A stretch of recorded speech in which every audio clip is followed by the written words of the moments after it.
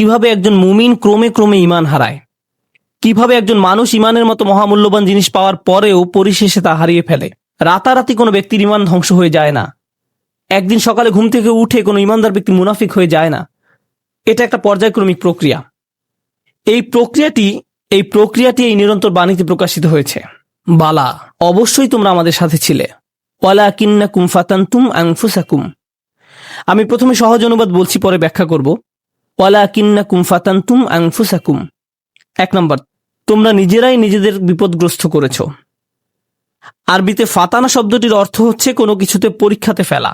স্বর্ণ গলিয়ে তার খাদ ফেলে দিয়ে ধীরে ধীরে বিশুদ্ধ করার প্রক্রিয়াটিকেও ফাতানা বলা হয়।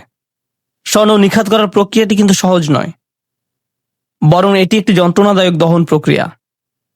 ফাতানতুম আনফুসাকুম এর অনেকগুলো ব্যাখ্যা আছে, তবে আজকের খুতবার জন্য একটা বিষয়কে হাইলাইট করব। তুমি নিজেকে বারংবার জেনে বুঝে এমন পরিস্থিতিতে ফেলেছ যেখানে তোমার ঈমান পদে পদে কঠিন পরীক্ষার সম্মুখীন হবে। এখানে জিনিসটা বোঝার চেষ্টা করুন, ঈমানের জন্য ক্ষতিকর হবে জেনেও আপনি বারবার নিজেকে এমন পরিবেশের সম্মুখীন করেছেন এবং নিজেকে বুঝিয়েছেন আমি এটা সামলে নিতে পারবো। আপনি নিজেকে এমন সব বন্ধু আত্মীয় স্বজন দিয়ে পরিবেষ্টিত করে রেখেছেন যারা খারাপ কাজ করে, খারাপ কথা বলে, অশ্লীল জিনিস দেখে, কিন্তু আপনি নিজেকে বুঝিয়েছেন আমি তাদের মতো না। আপনি বারবার ওই সব পরিবেশে যেতেন, আপনি এমন সব আড্ডায়, জায়গায়, পরিস্থিতিতে দিনের পর দিন, মাসের পর মাস, বছরের পর বছর মিশেছেন। আপনি নিজেকে প্রবোধ দিয়েছেন এইসব আমার উপরে কোনো প্রভাব ফেলবে না, সবাইকে প্রভাবিত করলেও আমাকে করবে না। এমনিতেই তারা ঈমান হারা হয়ে যায়নি। ঈমান ধ্বংসের প্রথম ধাপটি হচ্ছে অসৎসঙ্গ। তারা নিজেদেরকে সন্দেহজনক পরিস্থিতিতে ফেলে রাখত, আর তারা ভাবতো এতে তাদের উপর কোনো প্রভাবই ফেলবে না। আমি একটি হালকা উদাহরণ দিব, আশা করি পয়েন্টটা আপনারা বুঝতে পারবেন। বাসায় যখন অনেক তেল মশলা দিয়ে রান্না করেন, তখন সারা বাড়িতে সেই গন্ধে ভরে যায়। আপনি বাসার ভেতর থেকে সেই গন্ধ বুঝতে পারবেন না, কিন্তু যখন বাইরে থেকে একজন বাসায় প্রবেশ করে, বিশেষত কোনো আরব যদি আসে, সে ভাবে যে কোনো দূষিত পরিবেশে এসে পড়েছে। কয়েক ঘন্টা পার হওয়ার পর সে অভ্যস্ত হয়ে যায়, শুধু অক্সিজেন মনে হয়। ঠিক একইভাবে আপনি প্রথমে খারাপ কোনো পরিবেশে গমন করলে সাথে সাথে বুঝতে পারেন এটা ঠিক নয়, আমি খারাপ হয়ে যাব, আমার এখানে থাকা উচিত নয়। আপনার অন্তর অস্বস্তি অনুভব করে। কিন্তু আপনি যদি বারবার এই পরিবেশে যেতে থাকেন, তখন কি হবে? আপনি আর খারাপ বোধ করবেন না। কেউ যদি জীবনে প্রথমবার কোনো ধূমপায়ীর পাশে বসে, তখন সিগারেটের গন্ধে সে কাশতে থাকবে, চোখ দিয়ে পানি আসবে, ফ্রেশ বাতাসের জন্য ছটফট করবে এবং সে দ্রুত সেই জায়গা ছেড়ে চলে যেতে চাইবে। বছরখানেক পর এটাই তাদের অক্সিজেনে পরিণত হয়। সিগারেট ছাড়া তারা নিঃশ্বাসও নিতে পারে না। তাহলে প্রথম সমস্যা হলো আপনি নিজেকে অসৎ পরিবেশে ফেলে রাখেন। ফাতানতুম আনফুসাকুম। দ্বিতীয় সমস্যাটি ছিল ওয়াতারাব্বাসতুম। তোমরা প্রতীক্ষা করেছো, দীর্ঘসূত্রিতা করেছো। এখানে দীর্ঘসূত্রিতা বলতে কি বোঝানো হচ্ছে? আপনি বুঝতে পেরেছিলেন যে এটা খারাপ, আপনার নিজের বিবেকের মাধ্যমে আপনি বুঝতে পেরেছিলেন যে আমার নিজেকে পরিবর্তন করা উচিত, কিন্তু নিজেকে বুঝিয়েছেন ইনশাআল্লাহ আমি খুব দ্রুত নিজেকে পরিবর্তন করব, আমি জানি নিজেকে পাল্টাতে হবে, আমি জানি এটা খারাপ, শুধু এই সপ্তাহ পরেই আমি সম্পূর্ণ ভিন্ন মানুষে পরিণত হব। বেশি না, আর একটা সেমিস্টার 2 মাস ওই বকে যাওয়া বন্ধুদের সাথে থাকবো, তারপর আমি অন্য কোর্স নিব। এখন ওদেরকে রাগানো ঠিক হবে না, আমি জানি এটা খারাপ, শুধু এই 1 মাস আমি এসব করব। আর এই 1 সপ্তাহ, এই আর 1টা বা 2টা পার্টি, 1টা 2টা ড্রিঙ্কস, এভাবে আপনি নিজেকে বলতে থাকেন। আর সামান্য একটু এই 9-10 মাস পরেই তো রমজানে সব ছেড়ে দিব, পুরাই চেঞ্জ হয়ে যাব। আমার প্ল্যান আছে হজে যাওয়ার, হজ থেকে আসার পর দেখবেন আমি কেমন ভালো মানুষে পরিণত হই। এভাবে আপনি নিজেকে বলতে থাকেন, আর সামান্য একটু, কিন্তু সে পর্যন্ত আমার জন্য দোয়া করতে থাকুন। এই মুহূর্ত থেকে নিজেকে পরিবর্তন করতে চান না, আপনি নিজেকে শুধু খারাপ পরিবেশে ফেলেই রাখছেন না, এখনো নিজেকে পরিবর্তনের জন্য কোনো পদক্ষেপ নিতেও প্রস্তুত নন। মনে হচ্ছে আপনার কাছ থেকে অনেক বেশি কিছু চাওয়া হচ্ছে। যেভাবে আছেন সেভাবেই থাকতে চান, আরো কিছু খারাপ উপভোগ করতে চান। এটাই ওয়াতারাব্বাসতুম। আপনি ধারণা করে আছেন, আপনার প্রথম ধারণা ছিল আমি খারাপ পরিবেশে থাকলেও এটা আমার উপর কোনো প্রভাব ফেলতে পারবে না। সময়ের সাথে সাথে ভয়ঙ্কর খারাপ কিছু আপনার কাছে স্বাভাবিক হয়ে যায়। এখন অতারাব্বাস্তুম বা অপেক্ষা করতে থাকা, দীর্ঘসূত্রিতা করার প্রভাব কি? আপনি ভাবছিলেন আপনি যে কোনো সময় এই খারাপ কর্ম পরিত্যাগ করতে পারবেন, সব খারাপ সঙ্গ থেকে যে কোনো সময় সরে আসতে পারবেন। আমি তো আর আসক্ত না, আমার তো আর এটার দরকার নেই, আমি তো আর এর সাথে আটকে যাইনি, যখন তখন বেরিয়ে যেতে পারবো। কিন্তু বাস্তবতা এটা নয়। যত বেশি সময় আপনি এর সাথে জড়িয়ে থাকবেন, আপনি তত বেশি এতে আসক্ত হবেন। তারপর এর থেকে বেরিয়ে যাওয়া অসম্ভব হয়ে পড়ে। আপনি আষ্টে পৃষ্ঠে মাথা পড়েন, সম্পূর্ণ ডুবন্ত অবস্থায় নিজেকে আবিষ্কার করেন। আপনি এখন জানেনও না এই পরিবেশের বাইরে সুস্থ জীবনের মানে কি। এরপর আপনি নিজেকে বলতে শুরু করেন, অনেক দেরি হয়ে গেছে, আর সম্ভব না। এরকম ঘটার পর এক অপরাধ বোধের জন্ম নিবে। আমি বহুদিন ধরে এত এত পাপ কাজ করে আসছি, আমার আরো অনেক আগেই তওবা করা উচিত ছিল, এখন অনেক দেরি হয়ে গেছে। নিজেকে খারাপ ভাবতে অথবা মনের ভেতরে অনুশোচনা নিয়ে বেশি দিন কাটাতে কেউই পছন্দ করে না। তখন শয়তান এসে বলবে, তুমি এত অপরাধ বোধে ভুগছো কেন? তোমার তো কোনো দোষ নেই। এই ইসলাম নামের জিনিসটাই তোমার মনের ভেতর যত অপরাধ বোধের জন্ম দিয়েছে। এই ইসলাম বলছে এটা হারাম, ওটা গুনাহ, এভাবে কথা বলবে না, ওটা খেও না, অমুকটা দেখো না, ওখানে যেও না। এই ইসলাম তোমাকে নিজের সম্পর্কে খারাপ ধারণা দিচ্ছে। আচ্ছা, এই ইসলাম যে এত কঠিন সব নিয়ম কানুন মেনে চলতে বলছে, এটা সত্য কিনা তুমি কি নিশ্চিত? শয়তানের ওয়াসওয়াসা শুনে বিভ্রান্ত ব্যক্তি ভাবতে থাকে, আমি আসলে কেন ইসলামে বিশ্বাস করি? মনে হয় যেন ইসলাম চায় না আমি আনন্দে থাকি।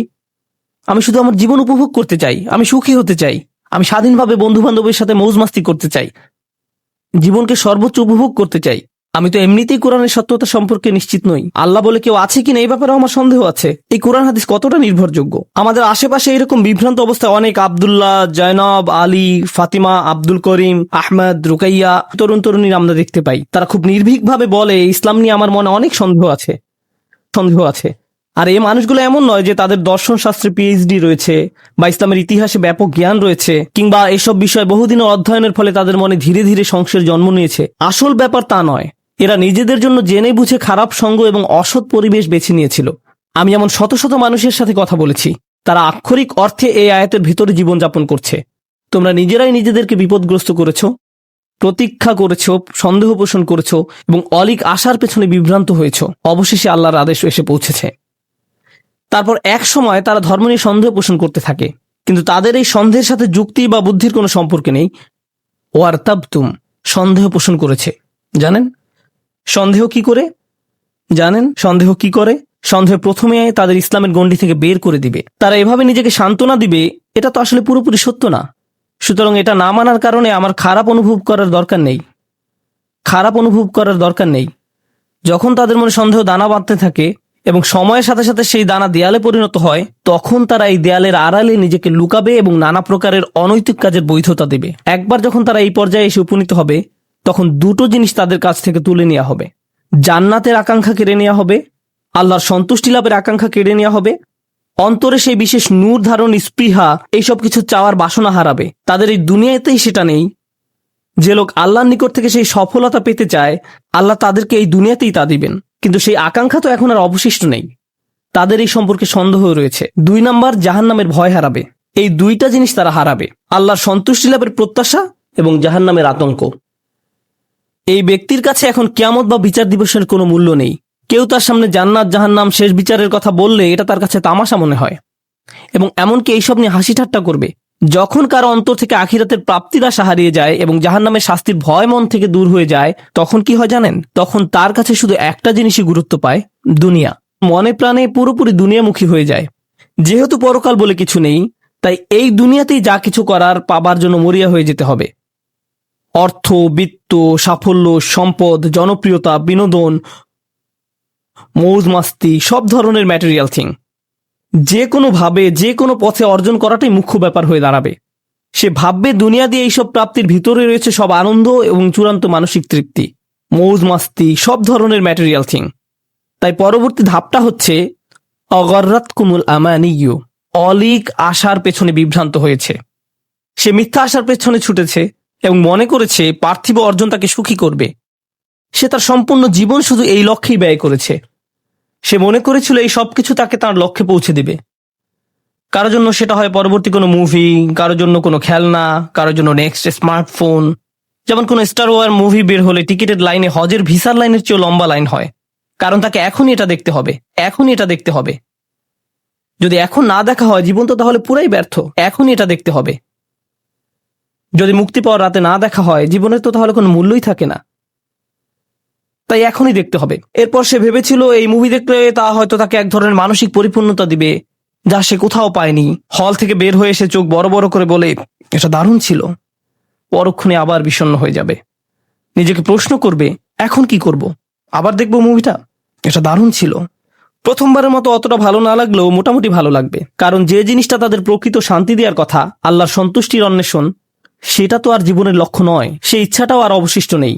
অগররাতকুমুল আমানিয়্যু হাত্তা জাআ আমরুল্লাহ, অবশেষে আল্লাহর আদেশ এসে পৌঁছেছে। বিশ্বাসীদের মতে এটাই ছিল তার জীবন। মুমিনরা বলবে এটাই তার জীবন, যারা তাদের ঈমান হারিয়ে ফেলেছিল, যেটা শুরু হয়েছিল আপাত দৃষ্টিতে একটা ছোট পদক্ষেপ থেকে, অসৎসঙ্গ, এবং সেখান থেকে এটা একটা অটোমেটিক ডাউনওয়ার্ড স্পাইরাল সিঁড়ি, শুধুই নিচের দিকে নেমে যাওয়া। তারপর তার মনে সন্দেহ দানা বাঁধতে শুরু করে। এরপর সে তার গোটা জীবন শুধু কামনা বাসনা চরিতার্থ করে এবং দুনিয়াবী অর্জনের পিছনে ব্যয় করে।